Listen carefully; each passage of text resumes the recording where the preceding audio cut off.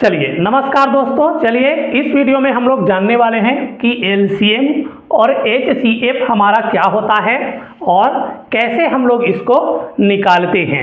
तो सबसे पहले हम लोग एलसीएम को जान लेते हैं फ्रेंड्स। एलसीएम हमारा क्या है और इसको कैसे निकाला जाता है। एलसीएम को हम लोग हिंदी में लघुत्तम समापवर्तक बोलते हैं। लघुत्तम समापवर्तक बोला जाता है एलसीएम को। और कैसे निकाला जाता है, जैसे मैं यहाँ पर कोई संख्या लिख दूँ, मैं लिख देता हूँ 12, 18, 24 का लसा होगा। लसा मतलब लघुत्तम समापवर्तक है फ्रेंड्स, लसा होगा, ठीक है, या इसी को हम लोग एलसीएम बोलते हैं। तो 12, 18 और 24 का हमारा लघुत्तम समाप क्या होगा वो हम लोग आगे देखने वाले। इससे पहले हम लोग इसका परिभाषा जान लेते हैं। देखिए, लघुत्तम समापवर्तक वो छोटी संख्या होती है जो दिए गए संख्या से क्या हो जाता है, पूर्णतः विभाजित हो जाती है।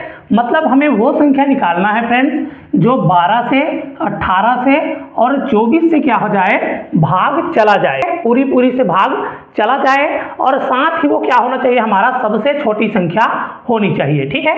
ऐसी सबसे छोटी संख्या जो 12, 18 और 24 से विभाजित हो जाए वो हमारा क्या होगा, लघुत्तम समापवर्तक होगा।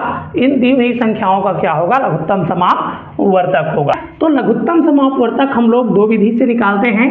एक हमारा भाग विधि है, जो मैं आपको बता रहा हूं, ये हमारा क्या है, भाग विधि है, ठीक है। इसके बाद मैं आपको गुणनखंड विधि भी बता दूंगा। तो सबसे पहले हम लोग भाग विधि को समझ लेते हैं।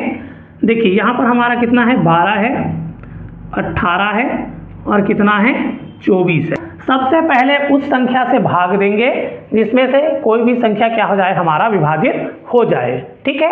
देखिए, लघुत्तम समाप और महत्तम समापवर्तक में क्या अंतर है। जब भी हम लोग इस संख्या को किसी संख्या से भाग देंगे तो महत्तम समापवर्तक में उसी संख्या से भाग दिया जाता है जिसमें ये तीनों संख्या क्या हो जाए, हमारा आ जाए, जिसके पहाड़े में क्या है, ये तीनों संख्या आ जाए। लेकिन लघुत्तम समापवर्तक में ऐसा नहीं है। छोटी संख्या से हम लोग स्टार्ट करते हैं। 2 से अगर मैं इसको भाग दूं तो 6 बार में चला जाएगा। 2 से मैं इसको भाग दूं तो 9 बार में चला जाएगा। 2 से मैं इसको भाग दूं तो 12 बार में चला जाएगा, ठीक है। उसके बाद फिर से ये संख्या और ये हमारा 2 से भाग जा रहा है तो फिर से हम लोग 2 ले लेंगे। 2 से मैं इसको भाग करूं तो कितना बार में चला जाएगा, 3 बार में चला जाएगा। ये हमारा 2 से भाग नहीं जाता है तो ये जैसा है वैसे ही लिख देंगे। और इसको मैं 2 से भाग करूं तो ये कितने बार में चला जाएगा, 6 बार में चला जाएगा, ठीक है। फिर से मैं क्या करूंगा, फिर से हमारा ये संख्या 2 से भाग जा रहा है तो फिर से मैं 2 ले लूँगा। ये हमारा नहीं जा रहा है तो मैं जैसा है वैसे लिख लूँगा।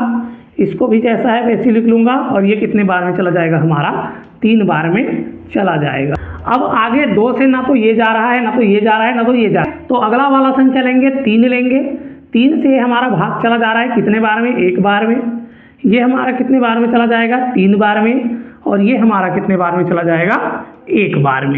फिर से हम लोग क्या करेंगे, फिर से हम लोग इसको देखेंगे तो 3 से भाग जा रहा है तो फिर से 3 ले लेंगे। 1, 3 1 कम 3 और ये भी हमारा कितना हो जाएगा, 1 हो जाएगा। कब तक भाग देते हैं, जब तक सारी संख्याओं के नीचे में हमारा कितना 1 नहीं आ जाएगा, तब तक हम लोग उसको क्या करते हैं, भाग देना है। अब क्या करेंगे, इन सभी संख्याओं का हमें गुणा कर लेना है फ्रेंड्स। लघुत्तम समापवर्तक के लिए इन सभी संख्याओं को गुणा कर लेना है। 2 गुणा 2 गुणा 2 गुणा 3 गुणा 3। देख लेते हैं कितना हो जाएगा। 2 दूनी 4 हो जाएगा और 4 दूनी 8 हो जाएगा। 8 तिया 24, 8 तिया कितना, 24 हो जा रहा है। और 24 को 3 से हम लोग गुणा करेंगे तो कितना हो जाएगा, 4 तिया 12, 12 का 2, 1 हासिल। और 3 दूनी 6, 6 और 1 कितना हो जाएगा, 7 हो जाएगा। 24 को 3 से गुणा कर दूं तो कितना आ जाएगा, 72 आ जाएगा। तो इस प्रकार से इन दिए हुए संख्याओं का हमारा लघुत्तम समापवर्तक क्या हो जाएगा, 72 आ जाएगा। अगर हम लोग 12 का पहाड़ा पढ़ें तब भी इसमें 72 आएगा, 18 का पहाड़ा पढ़ें तब भी इसमें 72 आएगा और 24 का पहाड़ा पढ़ें तब भी इसमें कितना आ जाएगा, 72 आ जाएगा, ठीक है। देखिए 24 के पहाड़े में कितने बार में आ जा रहा है, 3 बार में आ जा रहा है। तो निश्चित रूप से क्या है, आप लघुत्तम को समझ गए होंगे। ये हमारा भाग विधि था फ्रेंड्स। अगर आपको क्या है गुणनखंड विधि सीखना है तो उसको भी हम लोग बता देंगे, लेकिन इस वीडियो में हम लोग क्या है आपको भाग विधि ही बताने वाले हैं। अब क्या करेंगे, चलिए इसी संख्या का हम लोग आपको महत्तम समापवर्तक निकाल के बता देते हैं। इसी संख्या को ले लेते हैं और इसका महत्तम समापवर्तक कितना होगा, HCF क्या कितना होगा वो हम आपको बता देते हैं। ठीक है, यहाँ पे हम लोग मासा लिख लेते हैं। मासा महत्तम समापवर्तक हमारा कितना होगा, 12, 18 और 24 का, ये हम लोग निकाल के बता देते हैं। सेम करेंगे, भाग विधि हमारा चल रहा है तो हम लोग क्या करेंगे, ऐसी भाग विधि से ही इसको निकाल के बता देते हैं।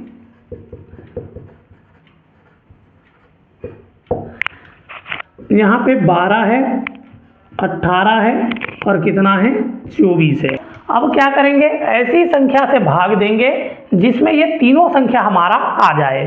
तो मैं यहाँ पर 2 लिख लेता हूँ। 2 से अगर मैं भाग करूँ तो ये 6 बार में चला जाएगा, ये 9 बार में चला जाएगा और ये 12 बार में चला जाएगा। ठीक है, अब क्या करूँगा मैं, अब इसको मैं 2 से भाग करूँगा तो ये तो मेरा 2 से जाएगा, ये भी जाएगा, लेकिन ये नहीं जा रहा है। ठीक है, तो महत्तम में हम लोग उस संख्या से भाग देते हैं जिसमें सभी संख्या क्या हो जाए, भाग चला जाए। तो आगे हम लोग क्या करेंगे, उस संख्या को लेंगे जिससे ये सभी संख्याएं क्या हो जाए, हमारा भाग चला जाए, विभाजित हो जाए। तो कौन सी संख्या है, आप कहेंगे गुरुजी 3 है। 3 से भाग दूंगा तो ये 2 बार में चला जाएगा, 3 से भाग दूंगा तो ये 3 बार में चला जाएगा, 3 से भाग दूंगा तो ये मेरा कितने बार में चला जाएगा, 4 बार में चला जाएगा। अब कोई संख्या है क्या जिसके पहाड़े में 2, 3 और 4 तीनों आता हो, तो ऐसा संख्या नहीं है फ्रेंड्स जिसके पहाड़े में 2, 3 और 4 सभी आती है। तो क्या हो जाएगा, हमारा केवल ये 2 संख्या है जो इनको क्या कर पा रहा है, भाग कर पा रहा है। ठीक है, तो हम लोग इसको आपस में गुणा कर लेंगे, कितना हो जाएगा, 3 दूनी 6 हो जाएगा। तो इस प्रकार से हमारा HCF कितना निकल करके आ जाएगा, 6 निकल करके आ जाएगा। तो निश्चित रूप से क्या है, आप LCM निकालना, HCF निकालना दोनों सीख गए होंगे।